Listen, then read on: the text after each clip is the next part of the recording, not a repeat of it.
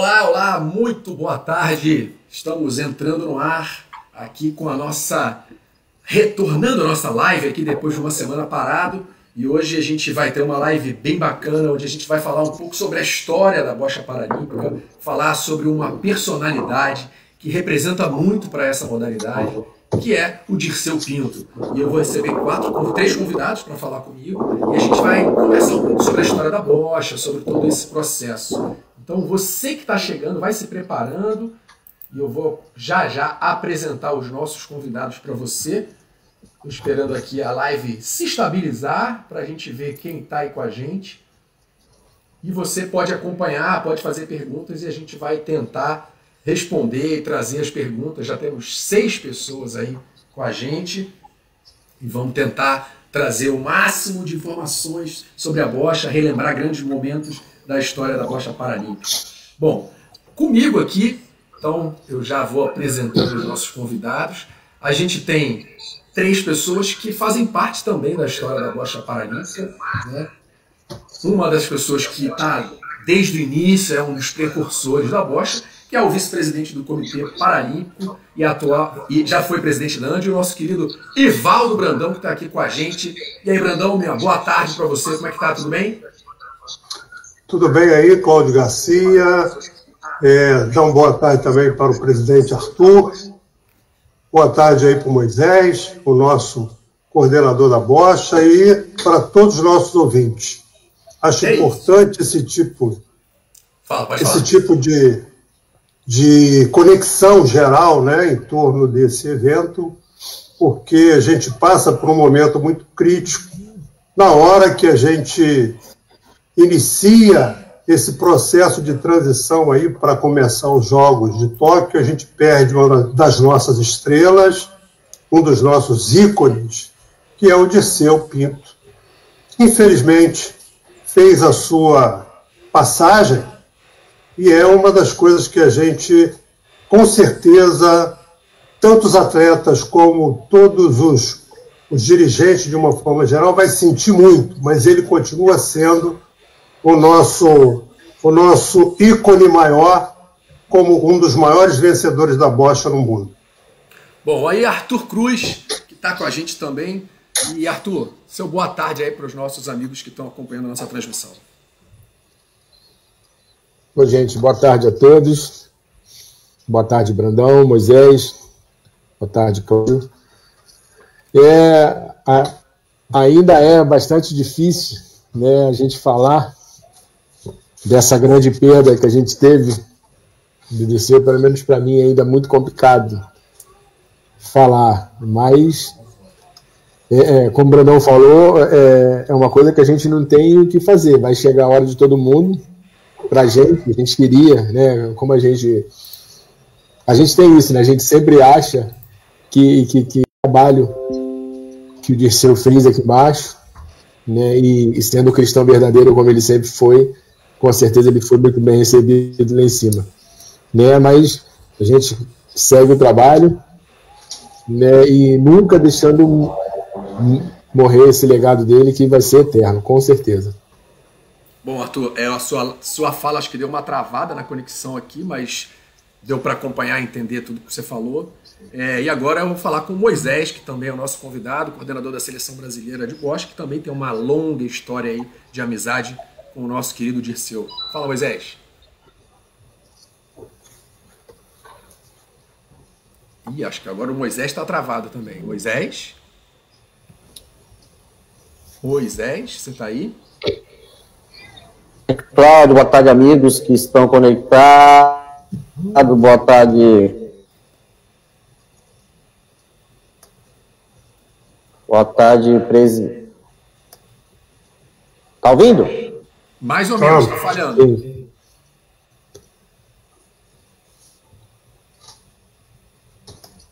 Então, só complementando, boa tarde ao presidente Brandão, presidente Arthur. É uma honra estar do lado da Vossa Senhoria, presidente Brandão, que foi que me deu a oportunidade de estar entrando na seleção de bocha. Arthur, meu parceiro de longa Vem de falar de uma coisa que acho que ninguém queria falar, né? Exatamente. Bom, deu uma o travadinha legado na do sua principal fala. Jogador de bocha do mundo, nesse momento. Oi? Tá ouvindo bem, Moisés? Bom, a gente vai ter um pouco de dificuldade em alguns momentos, é natural, tá? Porque a gente tá aí com 4 conexões diferentes, cada um na sua casa. Então, eu tô ouvindo bem. Eu acho que o meu dele. Não sei, tem um sinalzinho que às vezes a sua tela fica com um sinalzinho vermelho, indica que... Maior de todo mundo. O meu é o que demora mais para entrar, eu acho.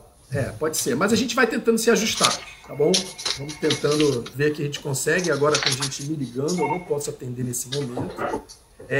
Então, para a gente começar a falar, eu queria ver já com o Brandão, antes de for falar aqui da minha camisa, né, que é essa homenagem que eu faço ao nosso amigo Dirceu, eu queria que o Brandão começasse a falar um pouco aí da história da bocha paralímpica no Brasil. Para a gente chegar no Dirceu, a gente tem que ir lá no começo. Então, eu queria entender um pouco. Dirceu, Brandão, como é que começou essa história antes do Dirceu? Como é que começou a história da bocha paralímpica no Brasil? Bem, a bocha, na realidade, ela foi uma exigência vindo da base. Né? Até porque nós tínhamos Eu trabalhava com atletismo e alguns atletas achavam que não estavam muito contemplados, né, naquela modalidade, e principalmente atletas com deficiência severa, que era sempre renegado a um segundo plano. Atletas com deficiência severa no Brasil sempre não foram, não fosse muito bem aceitos. As pessoas não dominavam as classificações, as formas de competir, e os deixavam, de uma certa forma, relegados a um segundo plano. Entendendo isso, pressionado por alguns atletas, eu me predispus a levar um grupo para começar a fazer a bocha, mas ninguém sabia o que era bocha. Isso foi uma surpresa grande. E como eu fui pressionado por uma pessoa, eu falei para ela, eu vou levá-la para uma competição que você só vai saber quando chegar lá. E durante a viagem, isso aconteceu em 95, nos Jogos Paradesportivos de Paralisia Cerebral que aconteceu em Mar del Plata, eu a levei e apresentei. No avião, eu apresentei o jogo da bocha para um amigo meu, que era professor José Henrique, e demonstrando a modalidade, falei assim, olha, essa é a modalidade, você vai aprender, vai ter mais detalhes quando você chegar lá. Feito isso, chegando em Mar del Plata, ele teve as suas aulas iniciais com os argentinos, e a gente começou essa menina começou a participar dos primeiros jogos, né? Tomou conhecimento da forma de jogar bocha, que ninguém sabia. E, pairem os senhores, a gente conseguiu até ganhar do campeão, que naquela época a Argentina dominava bastante essa modalidade. Bom, aí, depois disso, a gente já começou a trabalhar um pouco mais no Brasil inteiro, começaram a aparecer os primeiros cursos. Como é que foi? Como é que a bocha começou a se espalhar pelo Brasil após essa competição, Brandão? Essa foi a primeira aparição, a primeira forma, o primeiro contato. E aí, o nosso grande problema, como era problema no mundo todo, não era a modalidade, era o material para que essa modalidade começasse a ser evoluída, desenvolvida, aprendida e começasse a jogar. Então, esse era o nosso maior problema. Tanto que, em 96, nos Jogos de Paralisia Cerebral que aconteceu, em 4 Jogos Brasileiros de Paralisia Cerebral que aconteceu em Vitória, eu fiz um experimento. comprei algumas bolas, né, de couro que era vendida de time e pintei essas bolas e fiz uma clínica de bocha. Né? Já tinha havido anteriormente uma incursão em Curitiba, aonde nós trouxemos uma das pessoas que nos ajudou bastante nisso, que era o professor José Luiz Campos, da Argentina, e ele deu uma clínica, e todo mundo ficou super empolgado com aquela clínica em Curitiba, e depois disso a gente começou a fazer, ousou fazer esses jogos lá no Espírito Santo, em Vitória do Espírito Santo, mas não deu certo, porque a pintura mexeu com tudo, misturou as cores, e ficou jornal colado, e a bola não rolava, então foi uma geral. Mas foi ali que a gente começou a dar os primeiros passos, né, para que a bocha se tornasse essa potência que é hoje. Então, isso em 96. Veja que o tempo passa, né, e a gente só vai ter realmente nossos primeiros jogos no início da década no início de 2001, que a gente começa a fazer, já aprendendo bastante, já tendo alguma estrutura, porque aquilo que era dificuldade para os outros países também passou a ser para a gente, que era adquirir material para fazer, para dominar os fundamentos da bocha. E vocês dois aí, meus amigos, Arthur e Brandão, como é que vocês entraram nessa história? Arthur, eu sei que foi aluno do Brandão, e aí começou a história dele. Contem um pouco aí como é que vocês se envolveram e chegaram a trabalhar com a bocha.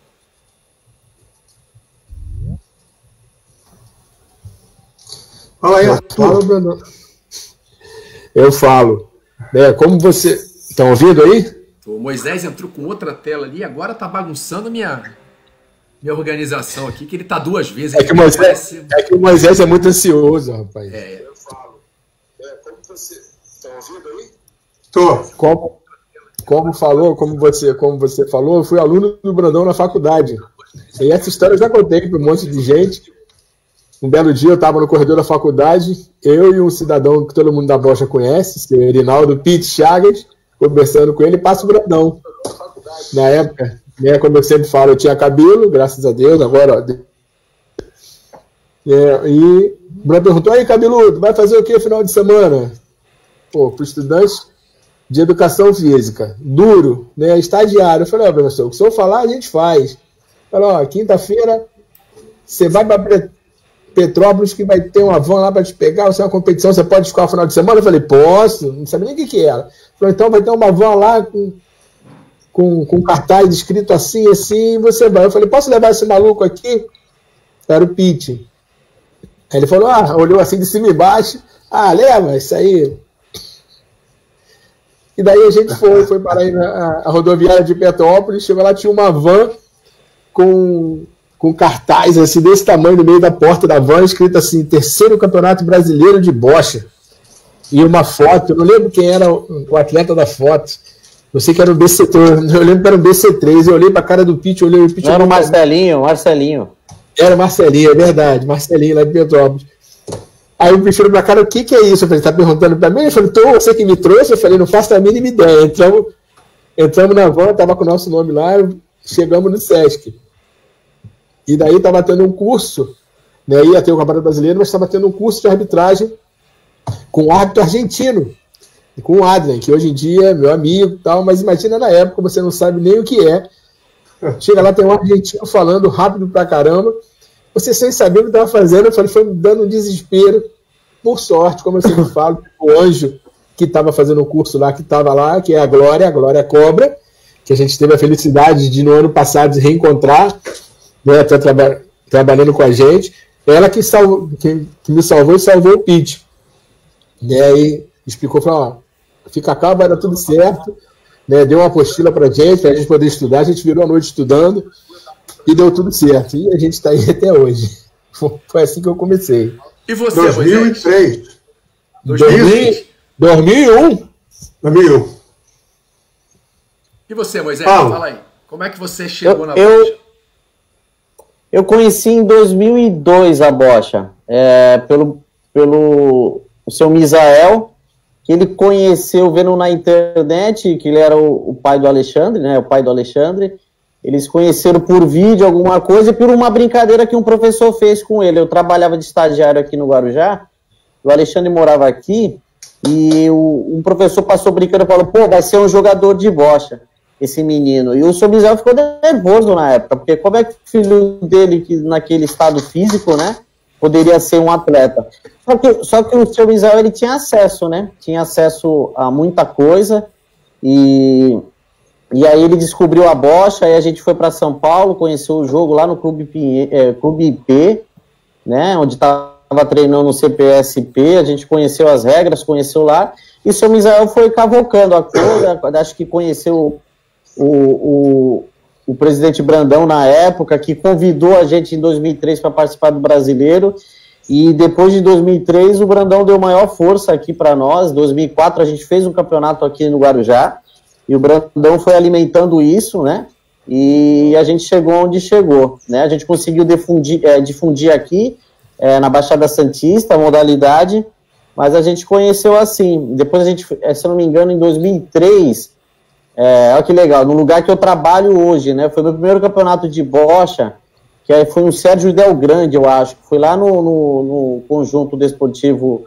Constâncio Vaz de Guimarães, o Ibirapuera, no ginásio Mauro Pinheiro, e foi lá, hoje eu trabalho lá, e foi minha primeira competição de bocha, e aí a gente começou essa caminhada aí, sempre junto do Arthur, sempre junto do Brandão, a gente nunca parou. De lá para cá, foi isso. E muita coisa mudou, né? Mas, como eu sempre falei, até falei na minha última live, né? É um jogo transformador, né? O que é importante disso que é um jogo transformador. E parabéns sempre ao presidente Brandão por ter oportunizado essas pessoas com baixa capacidade física, né? De estar hoje vivendo disso, né? Hoje chegou a um patamar que hoje o atleta ele vive de bocha. Só para complementar aí, pode ser, Cláudio? Claro. O seu Misael chega lá em Petrópolis, a bordo de uma Mercedesinha azul, com o Xandão e mais umas duas pessoas para participar do campeonato.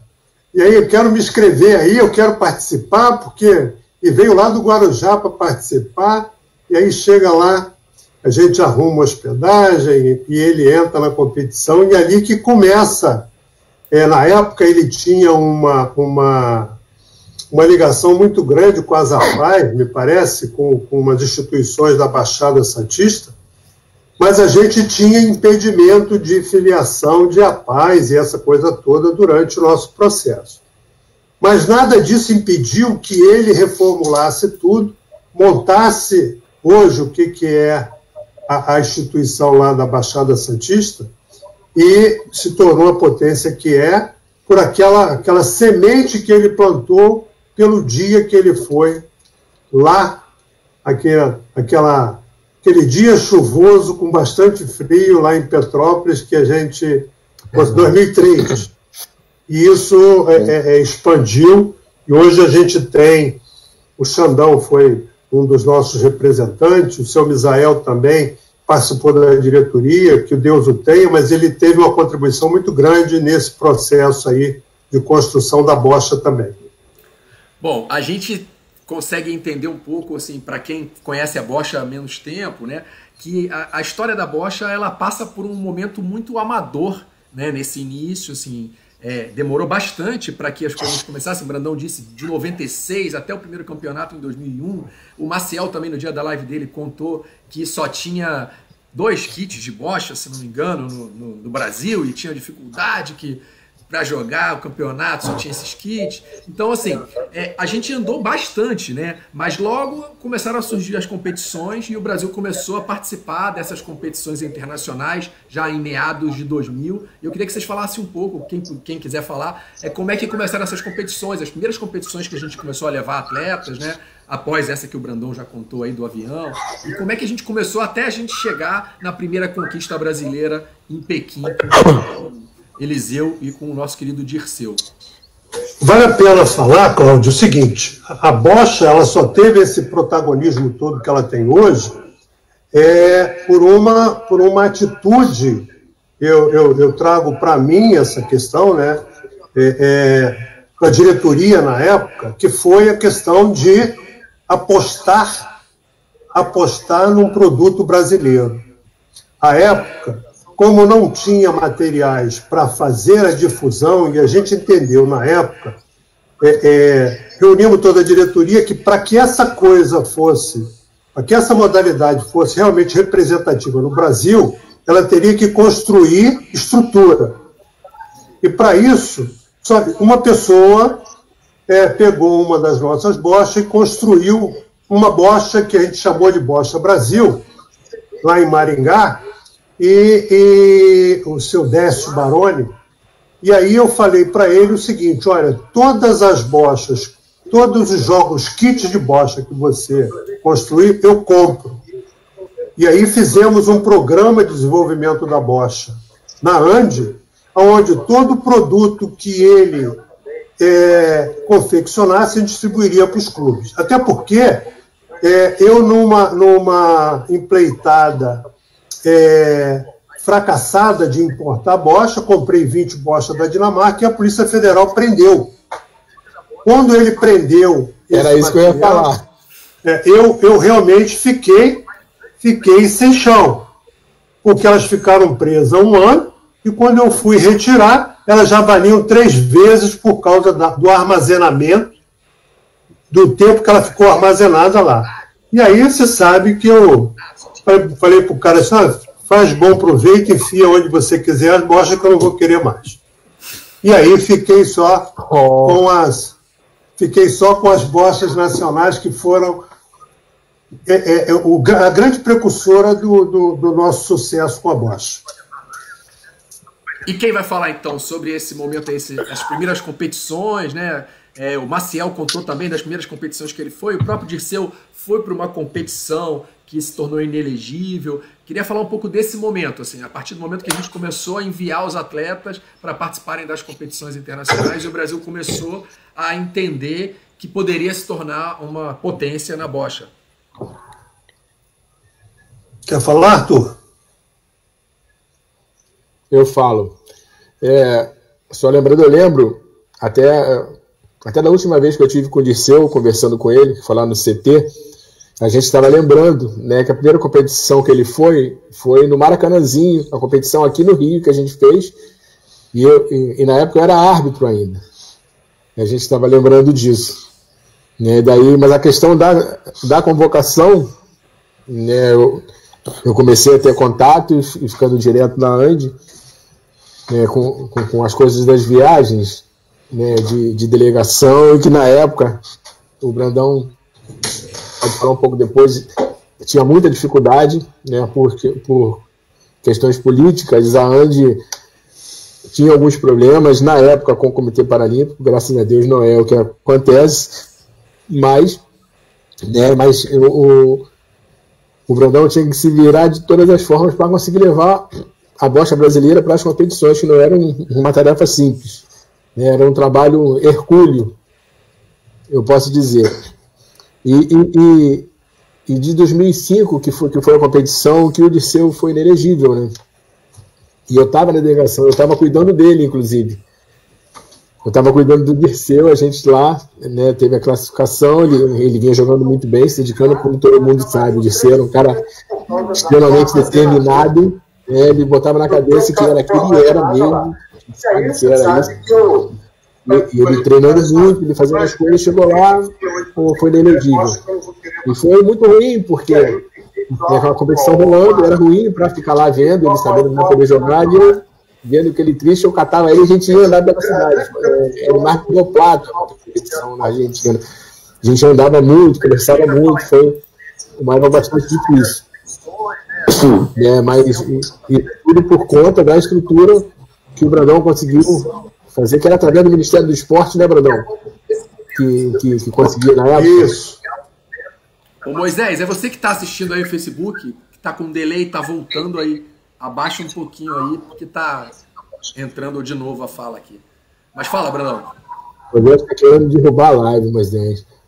Então, o que acontece? O Odisseu, à época, quando a gente foi participar de 2001 a 2009, nós tivemos um período ruim, que foi a época que a gente teve uma contenda muito forte com o Comitê Paralímpico, mas também foi o período que a gente mais construiu história e mais construiu caminhos para a pessoa com paralisia cerebral participar de uma forma geral em todas as atividades pelo mundo afora.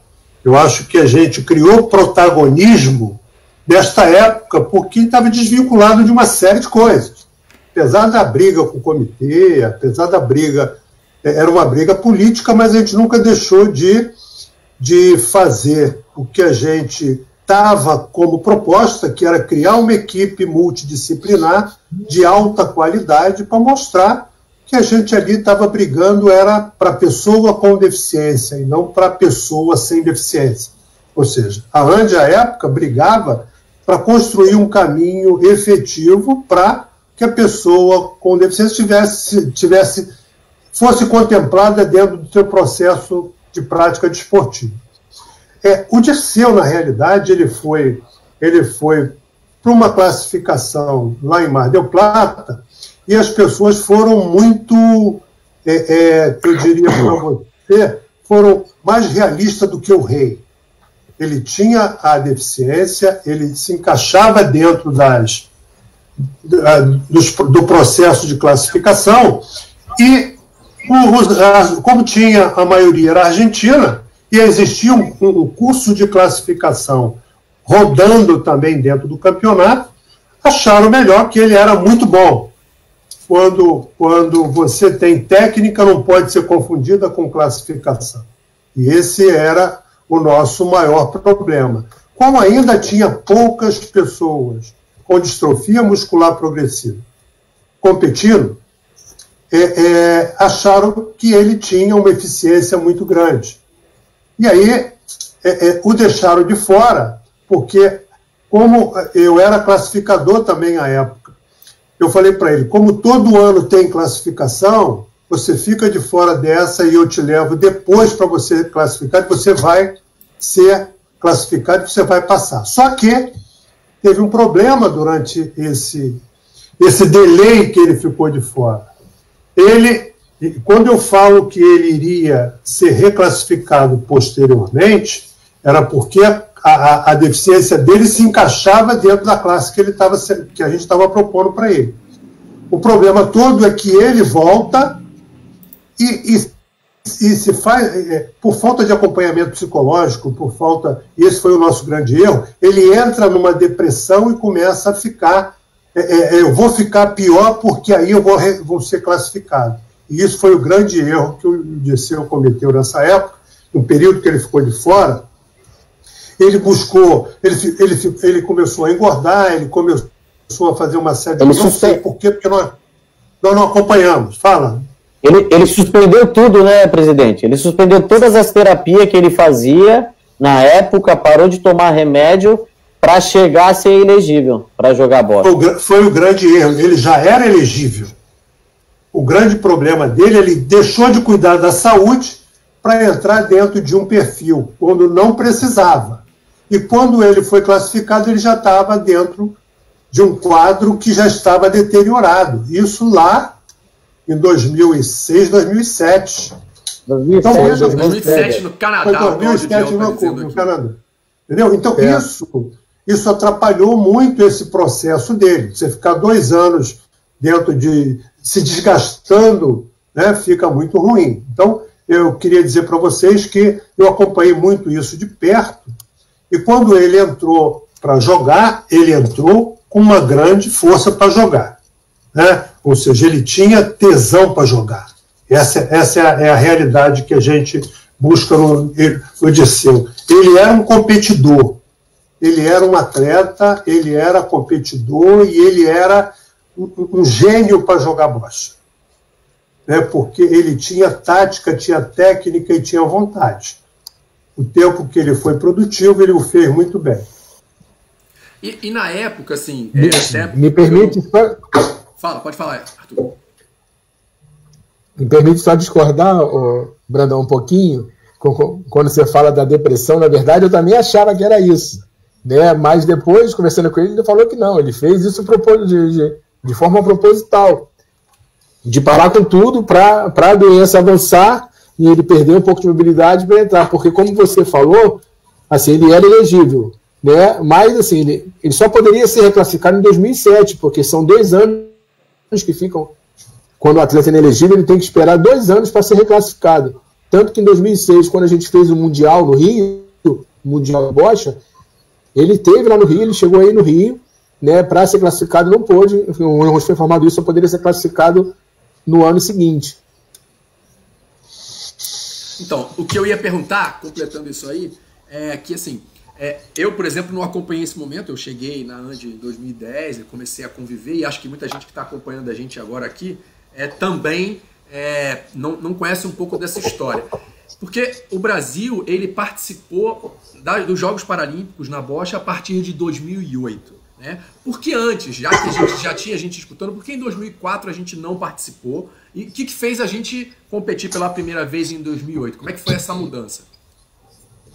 Bem, isso é uma história interessante, porque quando eu entro em 2001,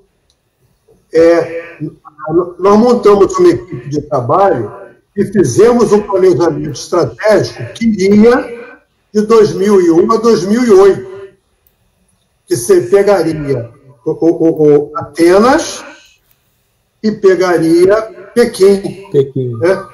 Pequim. Então, o que acontece? No nosso planejamento estratégico, a bocha já começaria competitiva para ganhar uma medalha em Atenas.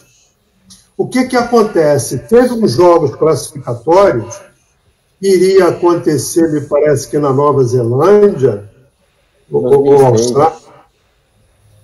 Não, antes. Os jogos classificatórios. Não, foi antes, foi bem antes. O que acontece? A gente participar dos jogos de 2004.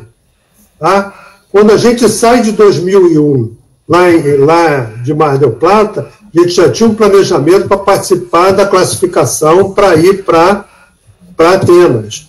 E nesses jogos, a gente não conseguiu tirar dinheiro não conseguiu aprovar o projeto. Até aprovamos o projeto no Ministério, só que não deu tempo da gente retirar o dinheiro para a delegação viajar. E a delegação não viajou. E eu tive que devolver o dinheiro. Tínhamos uniforme, tinha tudo, já estava tudo pronto para a viagem. E a gente não conseguiu ir a essa competição. Então, ali, tanto que a gente leva só o futebol, e o futebol traz a medalha de prata. Bom, só para complementar aqui o que vocês falaram anteriormente, a Rosângela José de Moraes, que é irmã do Dirceu, está acompanhando a live, e ela comentou aqui no Facebook: não era depressão, sou irmã dele, estava comigo, criava jogadas e estratégias, e ele se preparava para voltar para a bocha. Né? Então, obrigado, Rosângela, pelo seu comentário. Exatamente. Mas, enfim, a partir desse momento, então, Brandão, a gente teve a vaga, né? O Pete também comentou isso, mas a gente não ficou... Não elegível, porque não é a palavra, mas a gente não se credenciou para poder participar. E o que fez a gente chegar em Pequim? Foi alguma competição classificatória? Como é que a gente conquistou essa vaga e levou pela primeira vez o Eliseu e o Dirceu em 2008? E aí a gente começa a entrar no cenário competitivo, né? Me parece que a primeira medalha veio do Canadá, não é isso, Arthur? Foi em 2007, em Vancouver, o Eliseu ganhou a medalha lá. Eliseu. Então, a partir dali, a gente já tinha uma equipe nesse caminho aí. Tem uma coisa que move muito, que foi o ícone do nosso processo evolutivo, que até o Arthur vai lembrar disso, foi a reunião como é que se diz, gente? Que a gente fez lá em Uberaba, onde eu briguei com todo mundo lá e soltei os bichos com o pessoal, porque até aquela época a gente só lançava bolinha, jogava bolinha sem ter tática, sem ter técnica, sem ter nada. E eu falei, gente, nós não vamos chegar a lugar nenhum. Ou a gente muda tudo, ou vocês não vão ser competitivos para nada. E aí a gente começou a mudar nossas estratégias, e aí é que a bocha realmente deu um boom, e os técnicos começaram a perceber que partiam deles todo aquele processo de construir tática, técnica, e a técnica é do atleta, mas a tática é do técnico, aquela coisa toda. E nessa fatídica reunião de Uberaba, a gente começou a construir um caminho bem sedimentado para Pequim. Só que nem o comitê, nessa época, acreditava que a gente ganhasse medalha lá. E o Arthur, que foi acompanhando o Disseu para Pequim, sabe disso. Né? O Paulo Miranda, que era o nosso diretor técnico lá, as pessoas não acreditavam que nós fôssemos construir nenhum resultado expressivo. Tanto que teve uma passagem, quando a Adria perdeu umas medalhas, alguém lá do comitê, num comentário extremamente infeliz, disse que as medalhas da bocha iriam cobrir as medalhas que a Adria perdeu. E aí eu soltei os bichos com todo mundo. Falei, a medalha da bocha é muito significativa e atrás dela vem muito mais medalha. E não vai substituir medalha de ninguém. Porque eles nem estavam contando com as nossas medalhas. Arthur sabe disso, né? Mas foi um feito inédito. Não estavam. Foi um feito inédito, pegou o comitê de surpresa à época, e a gente, dali, construiu uma escada, um piso muito sólido, para que o mundo começasse a acreditar em nós. Mas tem algumas estratégias importantes que mais tarde eu posso falar para vocês. Por que isso aconteceu e por que a gente construiu isso de forma bem sedimentada. Deixar os outros falarem. Então fala, quem quer complementar aí? Eu queria só voltar atrás um pouquinho, não sei se é isso que você vai falar mais tarde, que essa reunião, quando você falou, isso é uma coisa que você sempre falava, assim, o jogador brasileiro, ele só lança a bolinha, ele não joga a bocha, porque ele não pensa o jogo. Isso foi uma coisa realmente que mudou. Agora, uma coisa que ajudou muito, que contribuiu muito, e isso eu falo porque eu presenciei isso e fiz parte disso, foram basicamente duas coisas que fez a bocha se desenvolver muito. Foi o curso da ANDE, que era feito todo ano, né, para os professores profissionais dos clubes, né, e uma tática que o Brandão usava, né, de quando tinha viagem, né, quando tinha as competições, de levar os profissionais dos clubes, os técnicos dos clubes, né, como estava, né, na delegação, para aprender, para poder pegar, né, tirar foto de material dos gringos lá fora, ver como é que era o tipo de jogo, de jogo, e voltar para cá e aplicar isso no Brasil. Foram duas coisas que deram muito certo, que fez a bocha alavancar muito. Não sei se você concorda comigo, Moisés. Eu acho que uma coisa interessante de falar, já pegando esse teu gancho, o gancho do presidente, é que foi aquela abertura. Eu lembro que teve um Mundial em 2006, no Rio de Janeiro, e eu não tinha condição nenhuma de ir, mas eu tinha que ir, né? Eu queria ver de perto o que estava acontecendo lá. E eu não estava envolvido com seleção brasileira. E como eu comecei com a BC3, né, com o Alexandre na BC3, eu era fissurado nas calhas, essas coisas todas. E eu me lembro que você, naquele momento, eu fui com uma máquina fotográfica velha lá, e você deixou eu entrar no case dos caras lá para tirar foto das calhas, né? E aí depois a gente veio tentar desenvolver. Você vê, hoje... depois. E aí depois eu também ia dormir na praia naquela época, e você colocou para dormir dentro do seu quarto lá. Então acho que esses pequenos atos, as histórias são interessantes, porque assim, eu entrei quando a bocha ainda era feita, a calha era feita de cano ainda, cano PVC, de madeira, e aí eu precisava, né, como eu tratava bem, a minha inserção na bocha foi com a categoria BC3, eu precisava conhecer novas calhas e você me deu a abertura naquele momento de estar tirando foto, e aí depois a gente veio a desenvolver uma calha mais moderna, uma tecnologia mais avançada, e hoje a gente consegue suprir esse momento. Então acho que as histórias elas vão se ligando, né? E todo mundo teve que dar um pouquinho mais de vontade para a Bocha chegar aonde chegou e o momento que está. E isso tudo passa pelo Dirceu, né? Que era um cara muito, vamos dizer, muito estratégico e pensador. Eu lembro que uma conversa que eu tive com você, Arthur, e aí a gente estava nessa instabilidade da categoria BC4 agora, e aí você perguntou, e aí? Aí eu acho que estava eu, você e a professora Carol, e a gente falou assim, cara, hoje é a seleção mais talentosa que a gente tem, mas a gente não tem tantos pensamentos, tantas estratégias como tinha na época que o Dirceu era presente, né? Essa questão de pensar o jogo desde o começo até o fim, desde a jogada dele e da jogada do adversário também. Então, a Bocha, a evolução para estar onde está hoje, passa muito pela capacidade de raciocínio do Dirceu, né?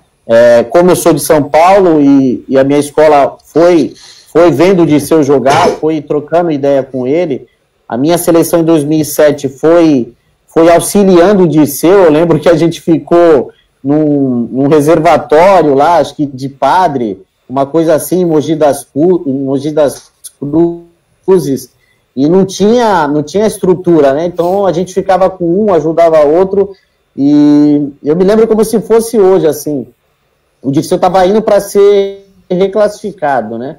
Ele estava indo para ser reclassificado em Vancouver, no Canadá. Mas eu me lembro como se fosse hoje, quando eu fui colocar ele para dormir, e a gente conversou muito sobre Bocha, e você via que ele estava um passo além de todo mundo, né? Na frente de todo mundo, no jeito de pensar o jogo, né? No jeito de pensar. E ali foi meu primeiro contato diretamente com o Dirceu.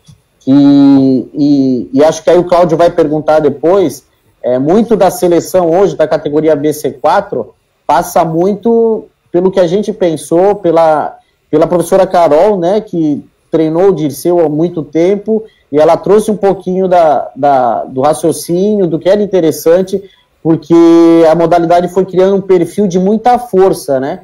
E nossos atletas basicamente são distróficos. Então a gente viu naquele momento que se a gente não fizesse algo, se a gente não mudasse pensando no jogo, alguma coisa mais estratégica, mais no raciocínio, a gente talvez não ia participar da Olimpíadas de Tóquio. E então, para você ver como o Dirceu ele tem um papel fundamental, né?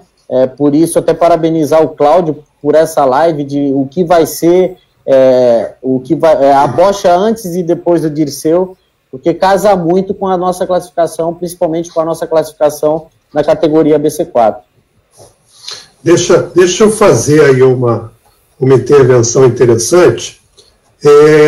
A gente sai de um patamar de aprendiz, e eu coloco isso como a reunião lá de Uberaba como ponto central. O Arthur colocou uma coisa que foi fundamental para isso, e ela já vinha acontecendo, que foram os cursos que a gente sempre produziu, né? O congresso da ANDE, os primeiros foram feitos em Petrópolis, a gente trouxe isso de uma forma muito, muito interessante, e aí trouxe algumas pessoas para construir o nosso conhecimento.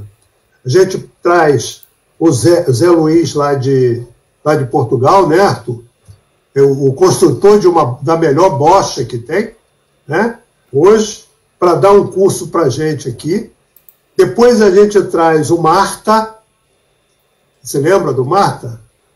Luiz Marta. 2003. Luiz Marta, de Portugal. A gente traz várias pessoas, porque a estratégia que nós montamos era: qual é o país mais avançado que joga bocha no mundo? O nosso, como é que se diz? O nosso objetivo era, a nossa perseguição era Portugal. Então, Portugal era o que construía o que tem de melhor na bocha e era que construía os melhores resultados. Então, montamos uma estratégia e aí lembro-me muito bem que depois que a gente construiu esse caminho, uma vez eu levei um grupo para Portugal e lá tinha os melhores jogadores e era um intercâmbio que a gente ia fazer. Não sei se Arthur estava nessa. Arthur, acho que não tá. A Carol estava, esse lembra muito bem. Não. Esse intercâmbio valeu muito. E quando chega no intercâmbio, em vez da gente intercambiar com eles esconderam e ficaram de sacanagem com a gente. E não deixava a gente saber de nada, montavam um treino, eles não iam, e aí o Dirceu já muito irritado, porque ele queria aprender, ele queria, né, fazer tudo aquilo que foi proposto por nós nesse intercâmbio, e os portugueses boicotaram tanto o Eliseu quanto o Dirceu. A Carol queria bater no pessoal. Carol, como é uma pessoa bem do bem, né? Ela falou assim, não pode. Esse cara está de sacanagem, E foi muito bom para a gente, porque isso criou um clima de antagonismo e objetivando que aquela pessoa seria o adversário lá na frente. E não deu outra coisa. Quando chegou na competição, isso foi para Londres, não é isso, Arthur? Foi para Londres, e aí a gente construiu aquele maravilhoso resultado que aconteceu em Londres, mas isso tudo fruto do quê? Qual é o melhor adversário que você tem no mundo? Então você monta um objetivo e sai atrás do seu alvo principal. Ou seja, é com esse daqui que eu vou buscar meus resultados. E deu certo. Né? Então, fruto de um trabalho, o pessoal ficou muito chateado porque o Marta vinha dar o curso para a gente aqui, né, Arthur? Houve vários resíduos de comunicação, dizendo, pô, você está entregando o jogo, caramba. Mas nós ganhamos muito mais pela qualidade do atleta que a gente tinha aqui. Isso eu refuto essa questão de dizer que a gente foi lá e tirou deles, mas a gente tinha uma qualidade de atletas aqui que ninguém tem. Dirceu e Eliseu formou uma dupla imbatível, respeitada no mundo todo. E quando ele começou a ter acesso a materiais de alta qualidade, a técnica dele evoluiu muito. Né? Pena que foi por pouco tempo, acho que a gente poderia tê-lo aí jogando no alto rendimento até mais tempo. E aí, para ilustrar isso que você está falando, Brandão, vou trazer um dado aqui, que eu já até passei para vocês mais cedo, que é o Brasil nas Paralimpíadas, né? Como a bocha brasileira, que entrou em 2008 pela primeira vez, hoje já são 9 edições, e aí esse quadro aí que eu estou mostrando para vocês mostra um pouco como é que foi essa evolução, né? Portugal esteve presente nas 9 edições, a Coreia esteve presente em 8 edições, e o Brasil só participou das 3 últimas, né? 2008, 2012 e 2016. E se você observar bem aí, no quadro de medalhas, a gente hoje está em 3º lugar, a gente está atrás só de Portugal e Coreia, que já estão muitos anos, né, na nossa frente, mas hoje já não estão mais tão na nossa frente, né? A gente já joga de igual para igual com a Coreia em muitas categorias, e com Portugal a gente já consegue bater Portugal muitas vezes. Travou para todo mundo? Não, para mim não. Não, então. Também então, assim, não. Esse quadro que reflete um pouco isso, né? Como é que a gente evoluiu tão rápido, né? A gente hoje tem 6 medalhas de ouro em 3 edições. Então, acredito que, claro, outros países, né, principalmente os asiáticos, conseguiram evoluir bastante também. Mas hoje a gente tem aí grandes condições de rapidamente ultrapassar esse quadro de medalhas aí, principalmente nas medalhas de ouro. A gente pode brigar para subir nesse quadro de medalhas, não é? Ô, Cláudio, tem um dado importante que a gente tem que colocar, e eu falo sempre disso em cima de planejamento. Quando a gente começou esse trabalho, lá em 2001, a gente colocou como ponto fundamental trazer para o Brasil, primeiro, árbitros de qualidade. Segundo, materiais de qualidade. Terceiro, disponibilizar tudo que se tinha na Europa de melhor, ou seja, uma competição de qualidade para todo. A gente não poderia oferecer para os nossos atletas uma competição que não fosse igual ao que está se oferecendo na Europa. Ou seja, um campeonato que a gente realizava aqui no Brasil, ele tinha o mesmo perfil de uma competição que acontecia na Europa. Então, nossos atletas, eles foram doutrinados e foram treinados e foram, como é que se diz? Ensinados a competir no alto nível dentro daquilo que tinha na Europa. Então, isso disseminou uma disciplina, disseminou foco, disseminou uma série de conceitos básicos que a Bocha trazia intrínseca para que nós levássemos para qualquer clube lá no interiorzinho, lá no Acre, lá não sei aonde, qualquer um fazia bocha de qualidade. Isso foi refletindo. Ou seja, de 2005 a 2014, 2015, nós pontuamos na maioria das competições que nós fomos. Foram mais de 10 anos conquistando medalhas em todas as competições internacionais. Isso é fruto do trabalho que foi implantado em 2001, que começou a dar resultado de 2005, 2006 para lá. Então, veja que dá tempo de você estruturar pelo Brasil todo. É uma situação onde as pessoas aprendem o que é jogar bocha. Primeiro aprende. Depois você começa com técnica, com tática, e aí desenvolve isso.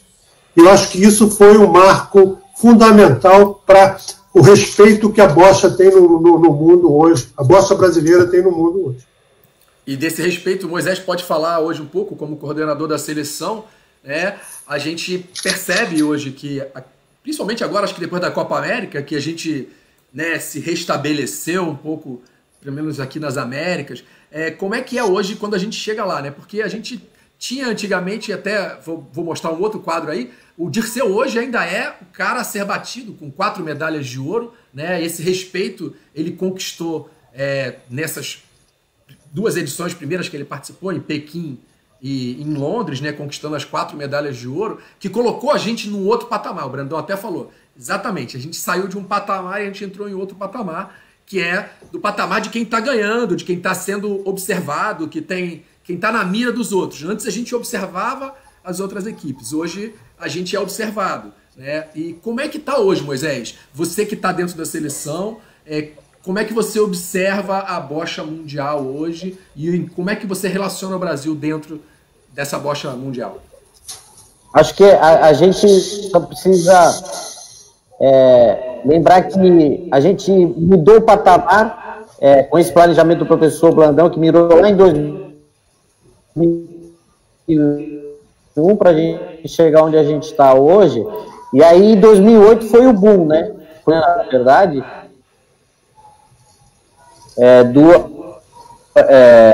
3 medalhas, né? 2 de ouro, uma do Dirceu, a Para, e a bronze do Eliseu. E aí, nos próximos campeonatos, a procura foi muito grande entre o que a gente estava fazendo aqui no Brasil, né? Acho que teve um campeonato em Maringá, se eu não me engano, que é a equipe do Canadá, que hoje tem na categoria BC4, hoje a primeira do ranking é canadense, né? E eles vieram participar do campeonato aqui, eu não me lembro se foi 2010, 2009, o Arthur pode me recordar melhor isso aí. E aí a gente mudou, né? A gente mudou de ser, vamos dizer, um aluno para começar a implantar um novo estilo de jogo. Pelo perfil que os nossos atletas apresentam hoje, bem diferente dos asiáticos e europeus, uma característica biotípica, né, do atleta brasileiro, o nosso jogo ele é muito mais técnico, né? Ele precisa ser muito mais técnico do que um jogo de força, né? Salvo engano, a gente tem um ou outro atleta aí que consegue se equiparar hoje como os atletas se enquadram, principalmente asiáticos e europeus. Então, é por isso que eu bato na tecla. A questão da estratégia, a questão do raciocínio, isso passa muito pelo Dirceu, né? Que era um atleta distrófico, que em 2012 ele já estava, vamos dizer, numa sustentação de carreira para vir um declínio físico, né? Normal da patologia dele, e a gente precisava se reinventar na questão de estratégia, na questão de raciocínio. Então, hoje lá fora, eu acho que o pessoal, eles acreditam muito nisso, né? Que a seleção brasileira, ela seja uma seleção muito técnica. Eu sempre bato na tecla. A seleção hoje brasileira é uma seleção técnica, ela não depende muito da força para estar fazendo frente às grandes potências do mundo. Então, com esse jeito, né, com esse jeito de pensar no jogo, de estratégia, de cada bolinha ter um valor, principalmente até de valorizar o erro das bolas dentro da quadra, a gente começou a mudar esse perfil e a forma do pessoal olhar a seleção brasileira. Então, hoje a gente é uma grande potência, né? Tá nos números, né? Tá na questão do atleta individual, que é o Dirceu, né? Que a gente acha que o único atleta mais próximo de passar ou igualar o feito dele é o atleta de Hong Kong, o Leong, que acho que tem 3 medalhas de ouro, e ele deve estar indo para essa próxima Paralimpíadas, e é o que chega mais perto disso. E aí, com esse trabalho de base, com essa... esse trabalho de base, o Vonsga também está indo também, da Tailândia. Então, esse trabalho que é feito de capacitar, de estar abrindo a seleção para todo mundo. Hoje todo mundo sabe o que acontece dentro da seleção. Hoje todo mundo recebe relatório. O atleta, ele recebe o relatório no celular dele do que está sendo feito, do que é avaliado. Com a participação do CPB também, que é a equipe lá de inteligência. Acho que isso tudo é uma comunhão desse caminho, dessa plantinha que foi plantada lá em 2001. E hoje, acho que o Arthur pode até falar mais disso, mas a gente é convidado, quando a gente esteve no Parapan, eu fui convidado para uma reunião junto com o Baidec, nosso diretor técnico, para ver a possibilidade do Chile estar acompanhando os nossos treinamentos. Teve a questão de outros países aqui da América, como Honduras, outros países que queriam desenvolver, e ver o Brasil hoje como um exemplo. Né? Portugal, então passa muito pelo Dirceu, passa muito pelas conquistas do Eliseu. Oi?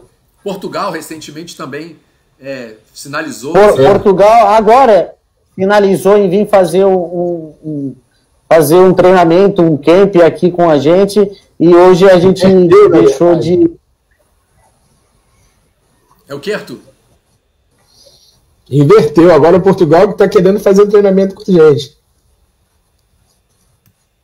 E acho que hoje passa muito pelo fortalecimento da capacitação, principalmente dos técnicos, e principalmente da vocação dos técnicos, né? A vocação de um técnico está trabalhando com a modalidade, está garimpando novos atletas, e aí a gente conseguiu ressurgir, conseguiu renascer, e aí colocando essa nova filosofia, né? Porque para enfrentar hoje a Ásia, do biotipo de atleta que eles têm, ou você tem que pensar muito, ou vai ser difícil trombar, porque eles são muito fortes fisicamente, e a gente tem que saber onde colocar colocar as bolas em determinados pontos para diminuir essa questão.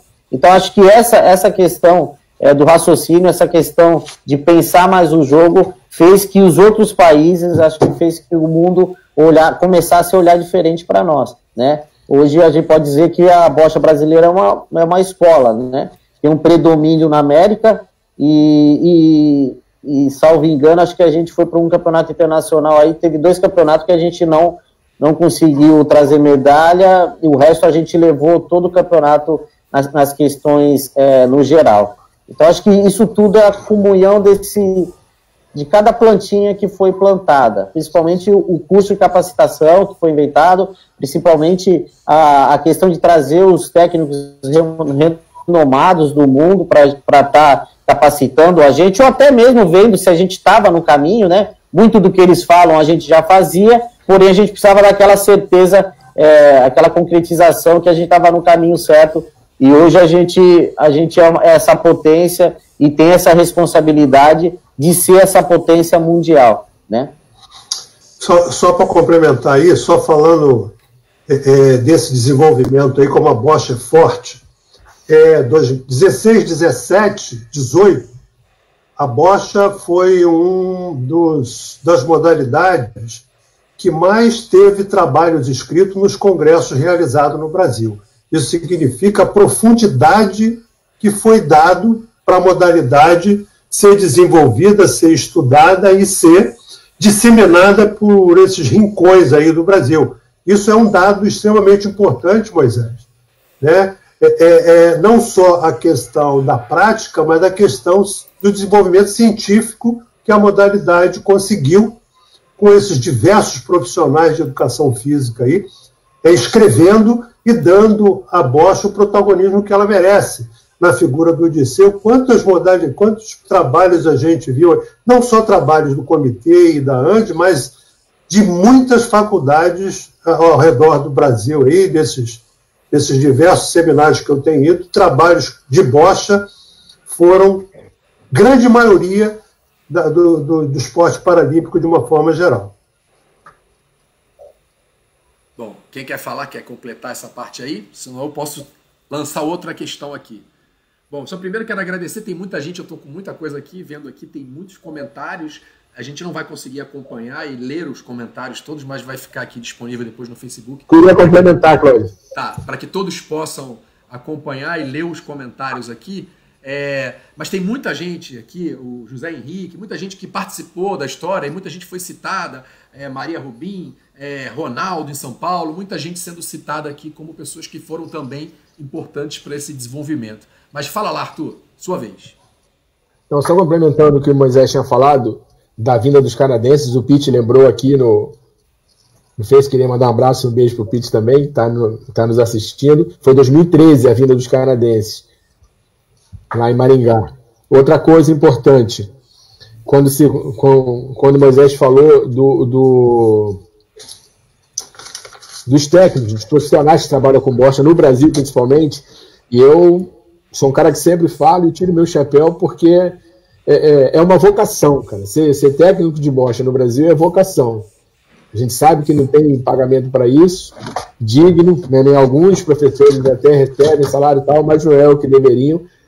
A grande maioria faz por amor mesmo, porque gosta, porque é apaixonado. E isso é sensacional. Eu tiro muito meu chapéu para todos os técnicos brasileiros. E a terceira coisa, só parabenizando o professor José Henrique, que botou aí, isso foi citado, professor, a gente tem que, assim que acabar essa pandemia, só tem que ir na ANDE para entregar a sua homenagem, né, que a gente fez no final do ano, que foi a comenda do mérito esportivo Aldo Mícolis, né, como o cara que começou isso junto com o Grandão lá em 95. Grande abraço. Zé Henrique abandonou o barco. Vai, Cláudio. Bom, eu quero voltar a falar do Dirceu, a gente falou bastante, mas só para retomar um pouco a trajetória, a gente falou de 2008, eu já fui lá para frente, falei do quadro, mas aí em 2012 a gente chegou em Londres e chegou já assim como os caras a serem batidos, né? A nossa par BC4 com o Eliseu e com o Dirceu, a gente levou mais 5 atletas também nessa ocasião, o Maciel que também acabou conquistando medalha de ouro, e o Eliseu e Dirceu repetiram os 2 ouros e o bronze.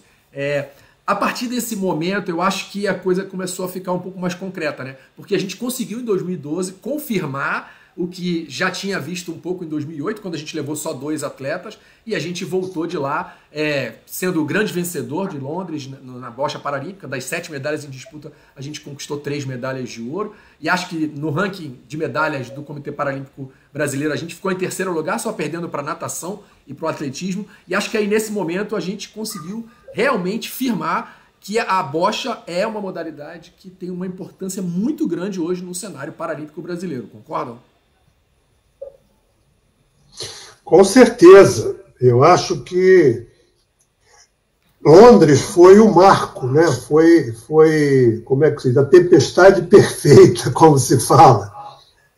Se criou uma simbiose maravilhosa entre Dirceu e Eliseu, aonde um pensava e o outro complementava, né? E as pessoas começaram a persegui-los, e isso acho que fez com que os outros perdessem, porque eles estavam muito à vontade para jogar, e você estava lá, Cláudio, acompanhou muito bem isso, a gente acompanhou muito de perto, eles tinham prazer de fazer as jogadas.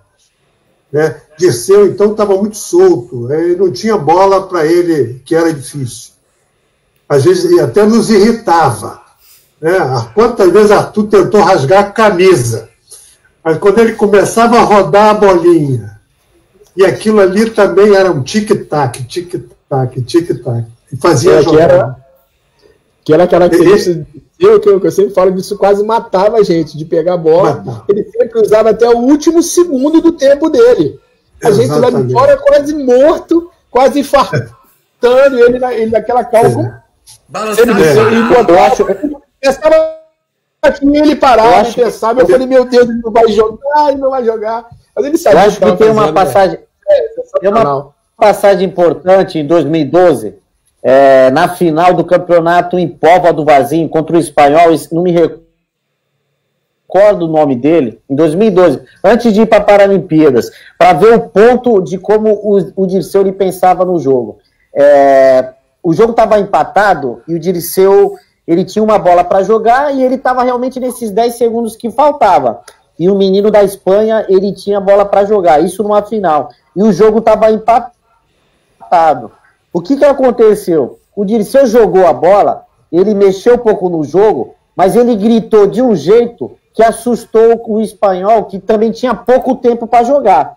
Então, como o jogo estava empatado, o Espanhol ele não tinha tempo de ir ver o jogo. Ele não tinha tempo de saber quanto que estava o jogo, ele jogava ou não. O que aconteceu? A gente que estava de fora, a gente sabia que o Dirceu tinha perdido o jogo. Falou, puta, acho que a bola não colou e acho que ele perdeu. Então, o espanhol ele entrou no desespero e jogou. Acabou dando ponto, mexeu a bola pro Dirceu. Aí depois eu falei, ô Gordo, tu sabia que tu tinha feito cagada lá, né? Essa é a verdade. Aí ele falou, Moisés, eu sabia, mas ele não tinha o tempo para saber quanto que estava o jogo. E dali onde a gente estava olhando, dava a impressão que estava empatado ou eu estava ganhando. Para você ver o pensamento do Dirceu, ele ganhava o jogo sem jogar. Ele ganhava o jogo sem pegar na bolinha, de tanto que ele conhecia o jogo. E eu dava risada, eu falava, Gordo, você tirou seu ponto. Ele falou, pô, foi aí que eu gritei, eu não sou de gritar. E ele realmente não era de gritar, ele gritava uma vez ou outra. E aí ele deu um grito na cora do Espanhol, o Espanhol tinha pouco tempo, acabou dando a vitória, dando a medalha de ouro pro Dirceu. A gente carregou a mala de medalha em Póvoa 2012, antes de viajar para Paralimpíadas. Eu acho que essa jogada, eu estava até lembrando aqui em casa, isso faz muito de saber como é o Dirceu, né? De como ele pensava. Pô, em menos de 10 segundos ele pensou que o cara tinha pouco tempo, que o cara ia entrar na pressão e que o cara ia errar. Isso aconteceu também em 2010, acho que isso até o Arthur pode falar, na final do Mundial, que a gente até acabou rolando no chão, Arthur, você lembra disso? Portugal. Portugal foi pro tie-break umas 2 vezes e o Gordo, o Dirceu fazendo um milagre. Então era impressionante a questão, principalmente o mental forte do Dirceu. Cláudio, eu queria só falar uma coisa, o quanto é importante, né, a figura do Dirceu para o cenário nacional e internacional. Uma modalidade onde você privilegia a deficiência severa, construir um ídolo, como a gente construiu na figura do Dirceu, é de extrema importância, né, porque é muito difícil você construir um ídolo. E o Dirceu se tornou um ídolo por aquilo que ele conquistou. Você consegue construir um ídolo na natação, no atletismo, mas na bocha, construir um ídolo na bocha era impensável há pouco tempo atrás. Né? Outros ídolos estão surgindo aí, o Eliseu, o Maciel, mas com o carisma que o Dirceu tinha, poucos terão. Né? A figura do ídolo, ou seja, lembrar a pessoa como um estrategista, como uma pessoa que pensa, como faz aquilo, o Dirceu tinha isso tudo. E uma das coisas mais importantes, podia estar a tempestade que tivesse, mas ele não largava o sorriso e o otimismo de estar jogando. Isso a gente tem que levar para sempre. Fala. Então, o Ronaldinho Gaúcho, né? Vai levar para frente. Jogava rindo, né? Tirando a parte boa. Exatamente. Então, o Gordo teve isso como a sua figura principal, que a gente tem que reverenciar isso de uma forma, cultuar isso como uma bandeira para a bocha brasileira, porque talvez poucos irão conseguir o que ele conquistou. Ô, presidente, e tem outra coisa que é interessante também, esse jeito altruísta dele, depois de 2012, depois de 2016, na verdade, a vontade do Dirceu lutar pela modalidade foi tão grande que ele começou a se meter nas divulgações, em desenvolver projetos para auxiliar outros jogadores, para formar outros jogadores, que ele sabia que ele estava prejudicando a carreira dele também, porque era muita coisa que ele estava. Então era um cara que ele tinha um time perfeito, né? Ele teve 2 ciclos muito bons, ele teve o terceiro aqui no Brasil, que poderia ter sido melhor, mas foi bom também, né? E aí ele sentiu que aquele era o momento dele ajudar outros atletas, ele ajudar outras pessoas a desenvolver. Eu acho que a questão do ídolo passa por isso, porque quem é um pouquinho inteligente sabe que o Dirceu, ele abdicou até mesmo da carreira dele, dos treinamentos dele que era intenso, para tá ajudando outros atletas de bocha, para estar construindo hoje o que é lá aquele projeto dele em Mogi, que atende mais de 300, 400 pessoas com deficiência, a estar incentivando novos professores novos lá, Paulo, o próprio sobrinho dele que acompanhou ele, Guilherme, são pessoas que hoje vão tratar o legado dele. Mas essa forma altruísta dele e esse time de saber que realmente era a hora dele começar a se recolher e trabalhar outras formas na bocha, ele também conseguiu fazer, por isso que ele se tornou nosso ídolo, por isso que ele é a nossa bandeira. E não só isso, também para a fabricação de bola, né, que ele também começou a fabricar bola, e ele, conversei com ele, até ele mandou um kit pra gente na época que eu fui fazer o Cola na Branca, a gente conversou muito, e ele falou que muitos kits ele distribuía, porque ele não tinha condição, então assim, um cara que pensava além da quadra, né, o que você está dizendo. Ele pensava no coletivo, pensava em ajudar, e acho que desde a primeira entrevista que eu fiz com ele, em 2010, no Campeonato Brasileiro em Uberlândia, ele falava que ele queria fazer com que a pessoa com deficiência, que o atleta que estivesse em casa, cadeirante, saísse de casa, fosse viver a vida, fosse em busca do espaço dele, né? Isso foi uma fala constante, assim, acho que em todas as entrevistas que eu vi do Dirceu, ele sempre colocava essa questão, né? Que um cara que pensava muito mais do que a quadra, pensava na modalidade e pensava nas pessoas como um todo, né? E como a gente falou aqui, né? Um cara que sempre pensou muito à frente, cara. Ele sempre pensou muito à frente. Bom, para finalizar então essa parte dos jogos, e a gente está quase finalizando também aqui, a gente está aqui já há bastante tempo, a gente chegou em 2016. Moisés falou rápido aí. 2016, mais uma vez, Dirceu e Eliseu estavam lá, dessa vez com o Marcelo. Eles foram se dividindo nos jogos de pares e fazendo uma competição muito legal, até que chegaram à final, né, contra o Samuel e a Balcova, e aí a gente teve essa surpresa na final, e tem muita gente mandando um comentário aqui, dizendo que sentiu falta do Dirceu na final.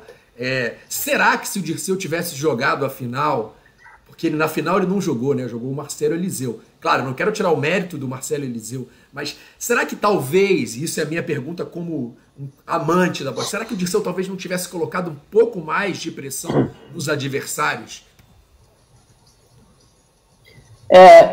Eu estava presente no campeonato de pares até a final, né?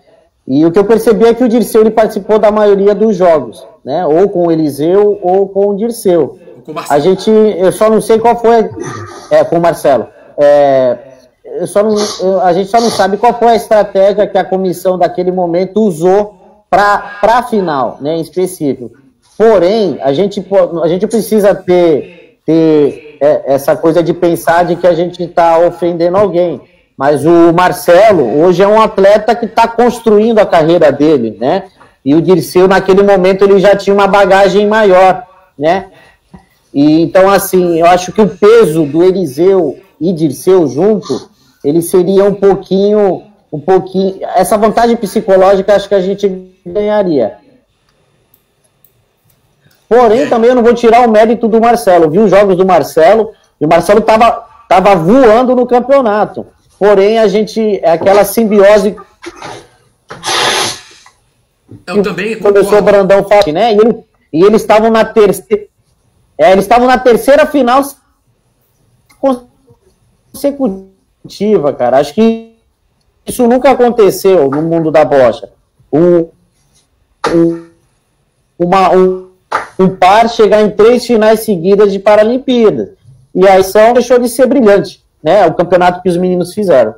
Não, até porque assim, eu também estava lá e estava no outro lado, né? Que eu estava na transmissão, eu estava trabalhando junto com o Arthur na transmissão do jogo pela rádio lá, e eu fiquei impressionado, porque eu tava com essa expectativa. Falei, cadê o Dirceu? Cadê o Dirceu? Até por merecimento, né? E eu não sou técnico, posso falar tranquilamente, de achar que ele poderia estar disputando uma terceira final paralímpica em duplas. E eu acho que isso também pode ter afetado o jogo dele no individual, porque conversando com ele muito tempo depois, ele me falou que ficou muito abalado de não ter jogado, que ele queria muito ter jogado. Era a chance dele ter buscado essa terceira medalha. E claro, a medalha também seria dele, porque participou de toda a trajetória, né, nos jogos. Mas não poder entrar na final, acho que foi um momento assim muito duro para ele. Ele jogou todos os jogos, né? Exatamente. Bom, tá falando, Moisés? Tem sua boca mexendo, mas não chegou no seu som.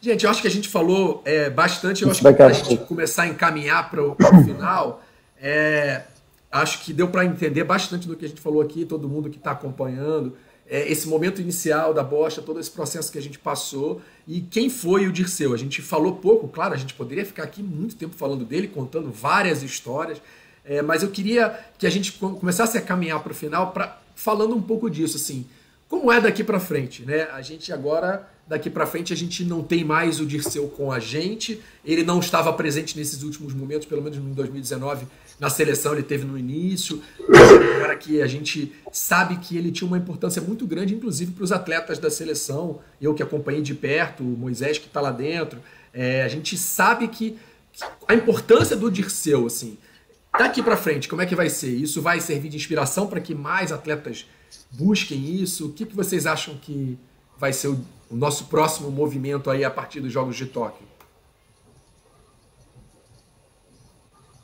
Pergunta difícil, né? Todo mundo quer. Não, eu posso começar falando. Pode?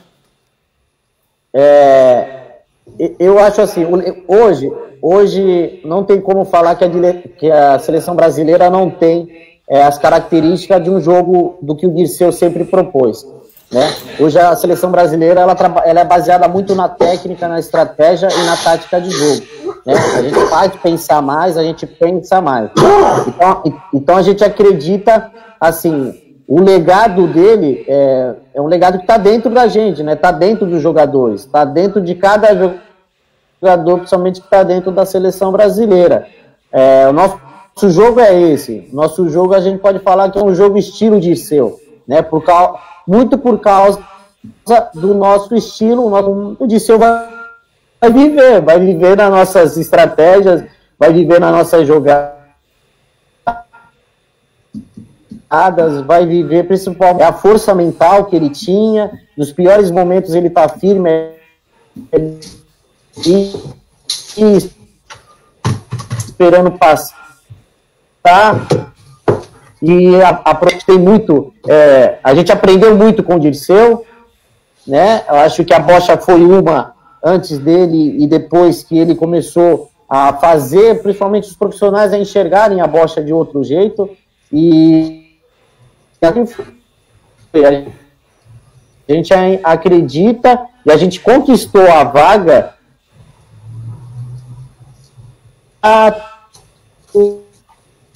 devagar, esperando o momento, né? A professora Carol, junto com os atletas dela, acima da tática o tempo todo, e a gente conseguiu ganhar das principais potências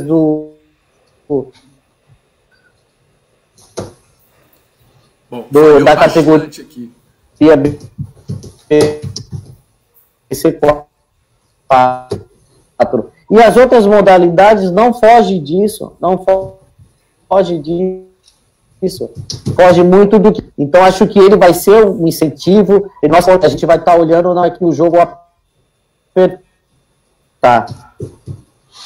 Acho que dá bem aí. Boa parte do que você falou não chegou bem para mim, mas eu acho que deve ter chegado para o Arthur e para o Brandão. O seu sinalzinho aqui tá vermelho ali em cima, quer dizer que a tua conexão não tá muito boa, não tá chegando bem aqui pra gente. Então eu não sei que quem estava em casa conseguiu, mas eu consegui entender o seu discurso, apesar de algumas falhas aí no que você falou. Arthur, Brandão? Bem, eu acho que para levar aí para os nossos ouvintes, né, quem está nos assistindo aí, a gente está encerrando um ciclo que vai acabar, 2020 vai acabar em 2021. Eu acho que tudo vai ser uma incerteza, a gente não sabe como, depois dessa pandemia toda que virou o mundo de cabeça para baixo, a gente não sabe como isso vai se apresentar. Ou seja, pode destroçar todo mundo, pode, sabe, reconstruir tudo e quando a gente chegar no Japão, ter surpresas, né? Com tudo que a gente tem planejado, nosso planejamento pode ir tudo pelo espaço. Tem que ter muita calma nessa hora, replanejar. Uma das coisas que a gente sempre faz lá no comitê é estar sempre atenado com o que está desenvolvendo no mundo todo. E eu vejo que a bocha vai passar por uma transformação muito grande agora. Por isso que tem que fazer um replanejamento aí. O Arthur está nos escutando, Moisés. Eu acho que a partir de 21 tem que começar a construir um outro ciclo, ou então fazer um replanejamento do que já está aí. A gente tem que buscar novos valores. O nosso plantel está ficando velho, e a gente já tinha comentado isso com o Arthur. Nós temos que ter uma renovação, tem que buscar realmente, apesar dos valores que a gente tem hoje, com uma certa idade, estão representando muito bem o Brasil, nós precisamos pensar na transformação, nessa transição para um novo ciclo, que vai ser Paris e vai ser Los Angeles. Então, dentro disso, a gente tem que buscar novos valores, investir em tecnologia, tem que investir em como se diz, em busca de novas coisas que nos dê sustentação de longo prazo. Né? Ver o que fazer intercâmbios, investir mais em estar mais próximo das principais potências. Eu vejo isso. Não adianta a gente construir um legado que é muito forte, o Dirceu, o Eliseu e todo esse grupo que está aí, mas é o seguinte, eu sempre falo que resultados para trás a gente só tem como referência. Vamos pensar nos resultados para frente. Né? E isso é planejamento, é foco, é determinação. Se a gente não tiver isso lá na frente, planejamentos têm que ser revistos, as coisas têm que andar, têm que se fortalecer para frente. Então eu vejo que temos um grande trabalho, talvez esse ano a mais que se construa num ciclo de 4 anos, agora temos um ciclo de 5 anos, pode desestabilizar tudo aquilo que foi feito ao redor do mundo. Então temos que tomar muito cuidado com isso. Tá? São coisas para a gente pensar, são coisas para a gente analisar, para ver se a gente está dentro do contexto, inseriu dentro desse contexto de forma correta, para a gente saber se vai ter resultado ou vai ter, de certa forma, alguma coisa que não esteja dentro do planejamento que a gente traçou. Isso são coisas que eu sempre falo, porque quando gestor tem que pensar nisso tudo. Né? Então, eu quero que vocês repensem bem isso aí e a gente comece. Eu acho que segundo semestre agora a gente já vai começar, já vai retornar os treinos. Se Deus quiser nos ajudar, início de agosto, essa pandemia já passou e a gente começa, em vez de um ano, 13 meses para a gente começar a construir o nosso futuro lá em Tóquio. Arthur. Arthur? Tá mudo, Arthur. Arthur? É que eu tinha tirado. Não, que eu tirei o microfone. Tá ouvindo agora? Sim. Estamos. Tranquilizando aí o grande mestre, o professor Ivaldo Brandão, e a todo mundo que está assistindo, né? O planejamento foi feito, foi revisto, inclusive, né? A questão tecnológica, a questão de novos valores, a gente conversa muito, né, com Moisés, a diretoria técnica está sempre em contato, está sempre trocando isso. Então, esse trabalho está sendo feito, já tem um tempo, né, tanto da tecnologia, das novas tecnologias para auxiliar nos treinamentos, quanto no mapeamento de novos valores, né, de todo mundo que está aí. Tem muita gente sendo observada, então, assim, isso está mapeado, né, esse trabalho está acontecendo. Pode ficar tranquilo. Só voltando um pouquinho... Só lembrando que agora a última convocação nossa, a gente teve um menino de 14 anos, né? A gente já pensando nessa questão de renovação, né? E por lá passaram Vitória também, de 16 anos. A gente tá antenado nessa questão, né? E estamos preocupados. O Maciel, com 15 anos também. A gente sempre tá tentando, no espaço que dá, a gente já tenta convocar esses atletas mais novos para já estar preparando o terreno. Desculpa, Arthur. Tá, continuando aqui, que eu falei, voltando no Dirceu. E assim, como eu falei, o legado dele vai ser eterno, não tem como. Das coisas que ele fazia extra-quadra. Cara, o Dirceu atendia todo mundo. Assim como a menina comentou aqui, fez um comentário aqui do YouTube, de WhatsApp, todo mundo que ligava para ele, que pedia, que respondia, ele conversava com todo mundo, atendia todo mundo. A Rosane Mícolis, filha do nosso grande mestre Aldo Mícolis, que está nos assistindo também, lembrou aqui uma passagem que o Aldo chamou, convidou o Dirceu para dar uma palestra na igreja dele, e ele veio, isso há muitos anos atrás. Então, assim, era um cara que estava sempre disposto a ajudar todo mundo, com toda sapiência, com toda a inteligência dele, e aquele jeito sempre alegre, sempre falando de Deus para todo mundo, que eu sempre achei isso extremamente positivo. Então, assim, vai ficar para sempre. Agora, na questão do trabalho, como o Brandão falou, né, de repensar o planejamento, isso é uma prática nossa lá da ANDE, a gente está sempre revendo o planejamento, que é o que o protocolo, né, manda o planejamento estratégico, tem que ser sempre revisto, e a gente vai se readequando a isso. Né, com esse episódio inédito aí, né,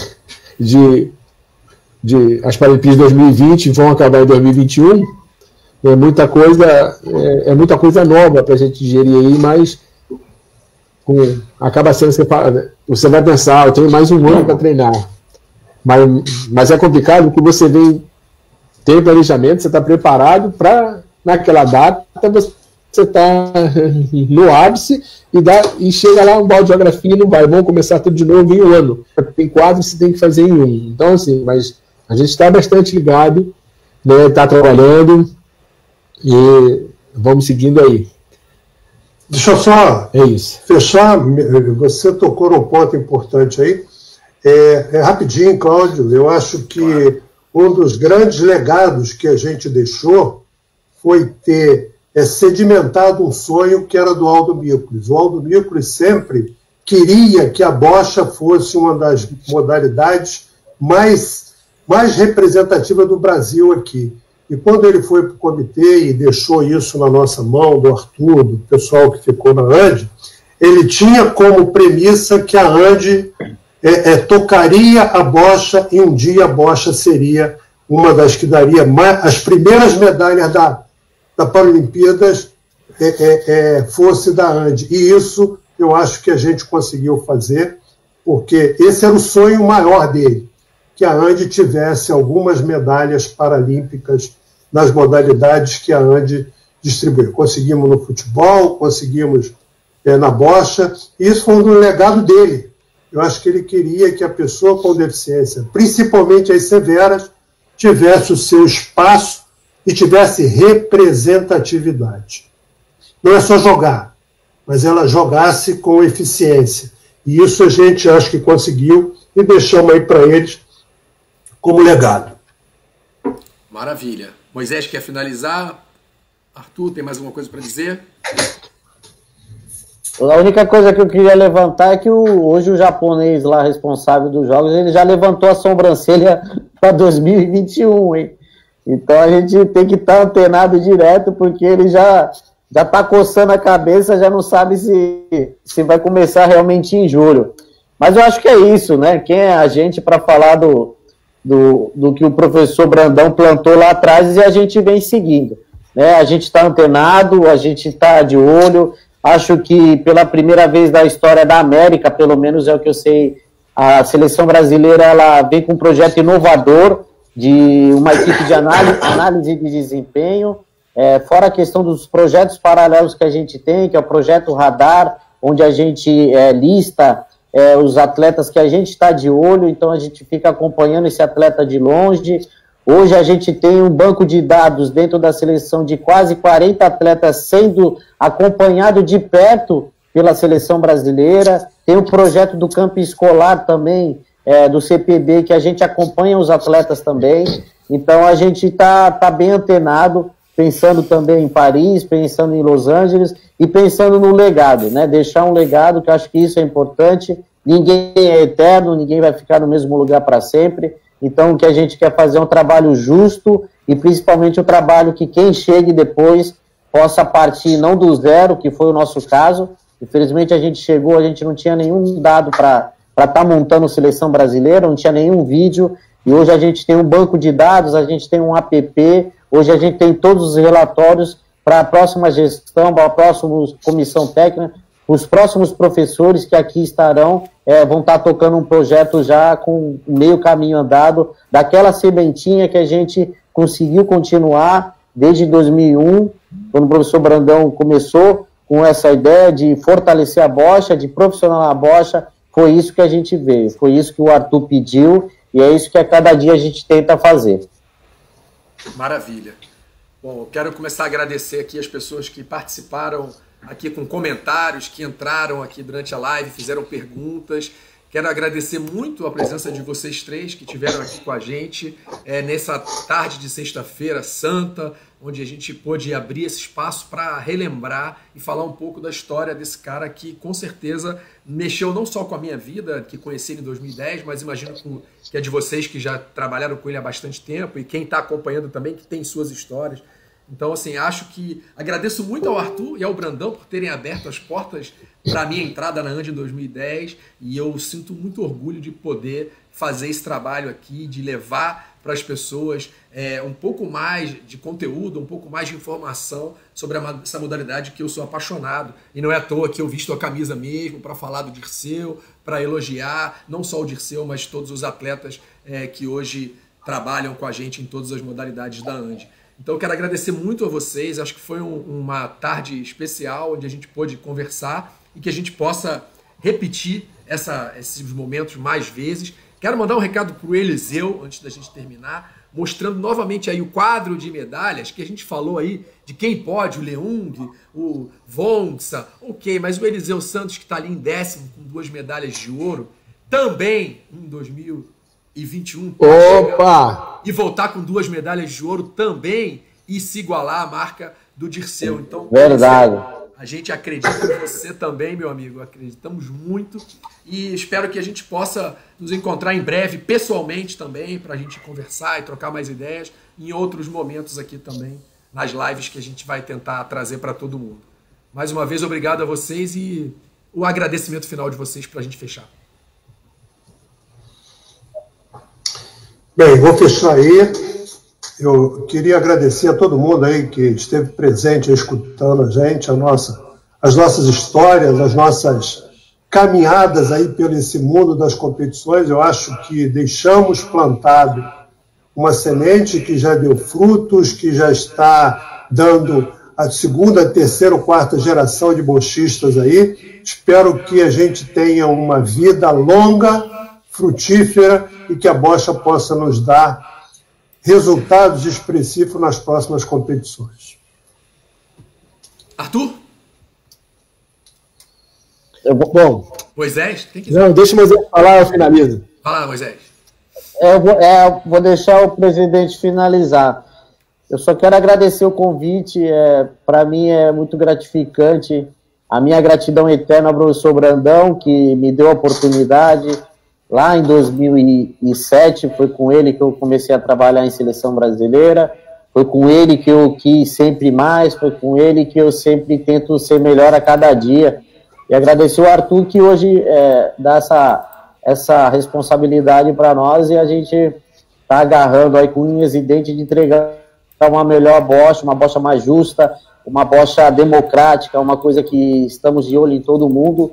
Então, na verdade, nunca pensei que ia chegar no momento desse, de pandemia, a gente ter que estar tendo uma reunião para falar, né, afastado, e ainda está falando da perda do que é o Dirceu para nós, principalmente para nós aqui de São Paulo, né? Então, agradecer o Cláudio aí pela ideia, e vamos continuar, né? O Dirceu vive, se a bocha vive, eu acho que o Dirceu vive em nós também, tá bom? Um beijo no coração de todo mundo, boa Páscoa.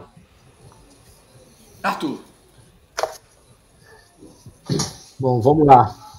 Agradecer a todo mundo aí que esteve presente na live, né? Teve gente de Portugal, da Argentina. Da Argentina que eu vi foi a Gabriela. A Gabriela estava junto com a gente lá quando teve o problema do Dirceu. Ela estava andando, ajudando a gente na competição. Um beijo, Gabriela, saudade. Carlota estava aí também.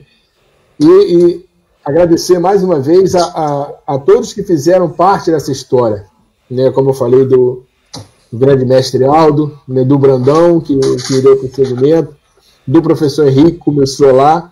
Não foi falado aqui, mas eu faço questão de falar da professora Márcia Campeão também, que tem grande parte dessa história, do Paulo Miranda, né, o nosso Chuck Norris. Então, assim, da galera, isso é uma coisa que eu aprendi com o Brandão, né? Os meus pais me ensinaram, mas o Brandão fortaleceu isso na minha vida, de você valorizar valorizar a história, né, de quem fez parte da história, de você reconhecer das pessoas que fizeram que fizeram o caminho para você estar onde está. Então, assim, isso é uma coisa que o muito falou, e eu sempre vou lembrar. Se eu esqueci de alguém, eu peço desculpas, né? Agora, deixar aí, como eu botei na minha postagem, a música que eu botei, do Legião Urbana, que fala: é tão estranho, os bons morrem jovens. Então, assim, é realmente muito estranho, cara. É realmente muito estranho o Gordo não estar aqui com a gente, mas Deus sabe de todas as coisas, né? Deus sabe exatamente a hora de cada um e o que cada um tem que fazer. Então, assim, mas fico muito feliz de poder Deus ter me dado essa oportunidade de ter convivido com ele, né? Com ele, e quando o Brandão estava falando da simbiose dele e do Eliseu, cara, era realmente uma dupla imbatível. Eliseu, cara, você também é um cara que está no meu coração de forma gigantesca também. Eu te amo muito também.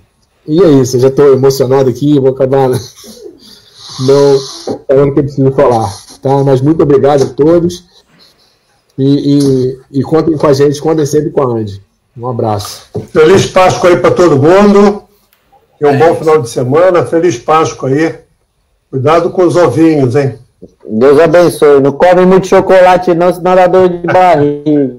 Bom, gente, quero agradecer mais uma vez a vocês, e quero deixar aqui agora meu último recado para o Brandão, como vice-presidente do Comitê Paralímpico. Eu já fiz essa citação numa reunião nossa da Andy, mas vou deixar aqui agora registrado para todo mundo a minha sugestão para que o espaço da bocha lá no Comitê Paralímpico, onde a gente tem as 4 quadras, receba o nome do Dirceu como homenagem. Acho que a gente precisa, esse espaço vai ser reformado agora, vai ser fechado, e acho que seria muito importante que a gente pudesse... Já está sendo fechado. Exatamente, a gente pudesse honrar o Dirceu aí com essa homenagem póstuma de ter essa quadra, as 4 quadras de bocha lá, recebendo o nome do Dirceu Pinto, que é o maior ídolo, com certeza, da história da bocha, e é a pessoa que realmente faz com que a gente continue acreditando na modalidade, levando essa modalidade para frente com alegria, que é o que ele sempre fazia. Arthur falou, realmente, é uma perda muito grande, e eu passei uma semana muito tensa, preocupado, como é que eu vou fazer, eu quero fazer essa live, porque realmente para mim também foi muito impactante, mas eu queria muito seguir daqui para frente e lembrando dele com a alegria que ele sempre me tratou e que sempre tratou a todo mundo. Então eu acho que onde quer que ele esteja, o Dirceu com certeza vai ficar muito feliz com as homenagens todas que ainda virão para ele, com certeza. Valeu, gente. Muito boa a sugestão. Vou encaminhar para o presidente. Eu acho que faremos uma grande festa para colocar o nome dele lá, sempre com aquele sorriso largo que ele sempre apresentava para a gente. Glória a Deus. É isso. Muito obrigado a todos que acompanharam a gente. Então a gente vai terminando por aqui. A live vai ficar disponível aí no nosso canal do Facebook para que vocês possam acompanhar. Agradeço mais uma vez a todos que mandaram mensagens. Depois a gente vai ler todas as mensagens, tentar responder a todo mundo. O Arthur também fica aí já convidado para responder a quem você quiser. Mais uma vez, a gente se encontra aí daqui a qualquer momento, numa próxima live. A gente vai planejar algo com carinho para vocês. Tá bom? Muito obrigado e a gente se vê. Um abraço aí, bom final de semana. Tchau, tchau. Valeu. A todos. Fica com Deus.